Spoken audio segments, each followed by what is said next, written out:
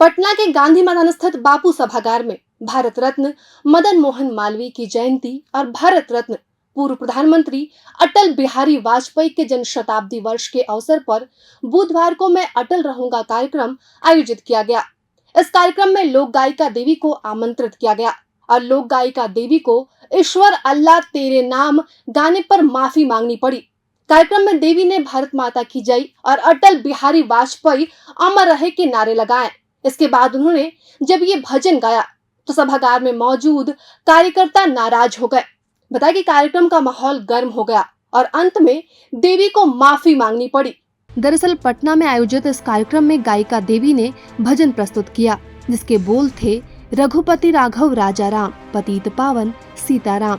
इसे गाते हुए देवी ने जब ईश्वर अल्लाह तेरो नाम गुनगुनाना शुरू किया तो सभागार में मौजूद करीब 60 से 70 युवा कार्यकर्ता नाराज हो गए। इसके बाद सभी अपने स्थान पर खड़े होकर जय श्री राम का नारा लगाने लगे। इस पर गायिका देवी ने कहा कि भगवान हम सभी के हैं और उनका उद्देश्य केवल राम को याद करना था। हालांकि इसका असर नहीं हुआ तो आयोजकों ने बीच में हस्तक्षेप किया।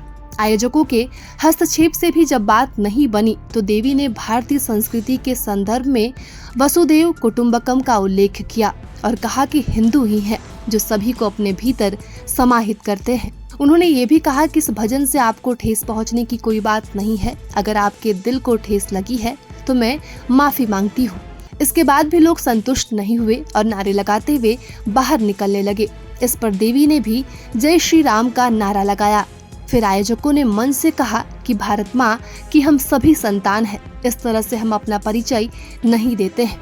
वही मंच पर उस समय करीब 20 से 25 गणमान्य व्यक्ति उपस्थित थे। अंत में देवी ने शारदा सिन्हा को याद करते हुए छठी मैया आई ना दुवरिया गाया और कार्यक्रम से चली गई, क्योंकि उन्हें मुंबई के लिए रवाना होना था। वही प्रभात खबर से बातचीत में इस प्रकरण को लेकर देवी ने कहा कि सबकी अलग अलग भावनाएं होती हैं। मैंने जो गाना गाया वो पूरे भारत में गाया जाता है। सभी धर्मों में एकता होनी चाहिए, मानवता सबसे बड़ा होता है। मैं उसी धर्म को मानती हूँ, लेकिन यहाँ जो लोग आए उनमें कई लोगों को अल्लाह शब्द से दुख पहुँचा, पर उन्होंने पूरी लाइन नहीं सुनी जिसमें मैंने ईश्वर अल्लाह कहा था। देवी ने कहा कि अगर किसी को भी दुख पहुँचा तो सॉरी, लेकिन मानवता का धर्म अपनाइए।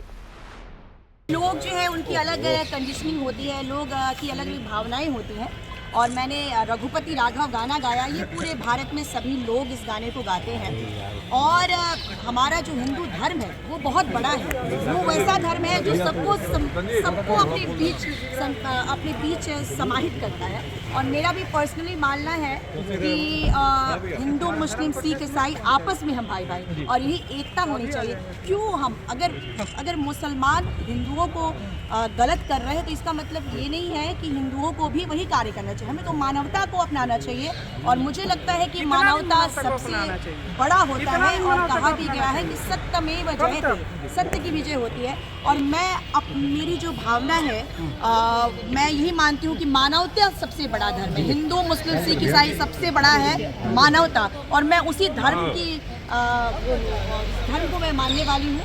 और लेकिन यहाँ पे बहुत सारे लोग जो आए थे वो शायद अल्लाह के नाम से उनको कुछ दुख पहुँचा है, लेकिन उसका उन्होंने पूरा लाइन नहीं सुना। ईश्वर अल्लाह, वो तो भगवान को कई नाम दिए गए। कोई उसको कोई गॉड कहता है, कोई राम बोलता है, कोई अल्लाह बोलता है, लेकिन सबका तो उद्देश्य है भगवान है ना।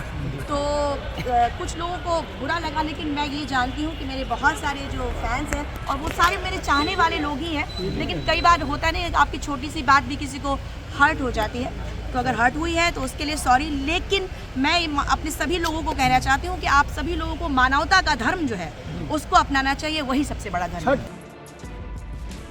वही राष्ट्रीय जनता दल के अध्यक्ष लालू यादव ने इस मामले पर अपने एक्स हैंडल पर ट्वीट करते हुए लिखा है कि पटना में कल गायिका ने जब गांधी जी का भजन रघुपति राघव राजा राम, पतित पावन सीताराम गाया तो नीतीश कुमार के साथ ही भाजपाइयों ने हंगामा खड़ा कर दिया।